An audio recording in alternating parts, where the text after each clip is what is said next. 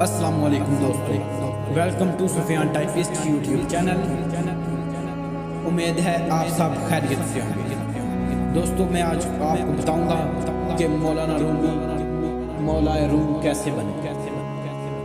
یہ ایک دلچسپ واقعہ ہے جناب، امید ہے آپ سب اسے پسند کریں گے۔ جناب ایک دفعہ مولانا رومی رحمۃ اللہ علیہ ایک مجلس میں بیٹھے اپنے شاگردوں کو پڑھا رہے تھے تو جناب ایک بزرگ آئے اور جناب مولانا رومی رحمۃ اللہ علیہ سے مخاطب ہوئے اور کہنے لگے کہ یہ تم جو پڑھا رہے ہو یہ کیا ہے؟ اس پر مولانا رومی رحمۃ اللہ نے اس بزرگ کو جواب دیا کہ جناب یہ جو علم ہے آپ اسے نہیں جانتے۔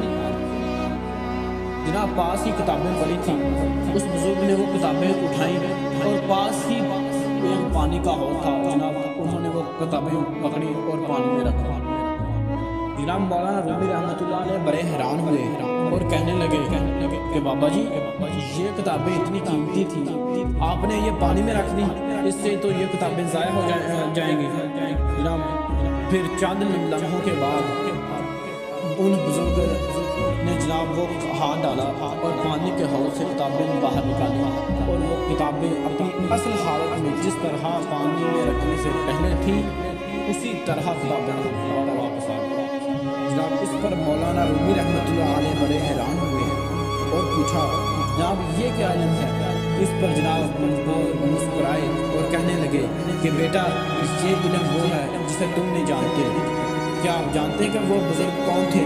وہ بزرگ شاہ شمس تبریز رحمۃ اللہ علیہ تھے اور اس کے بعد مولانا رومی رحمۃ اللہ علیہ مولا روم بنے۔ تو آپ نے کیا کمال لکھا کہ مولوی ہرگز نہ شد مولا روم، کہ مولوی ہرگز نہ شد مولا روم، تا غلامی شمس تبریز نہ شد۔ دوستو اگر آپ کو یہ ہماری کاوش پسند آئے تو پلیز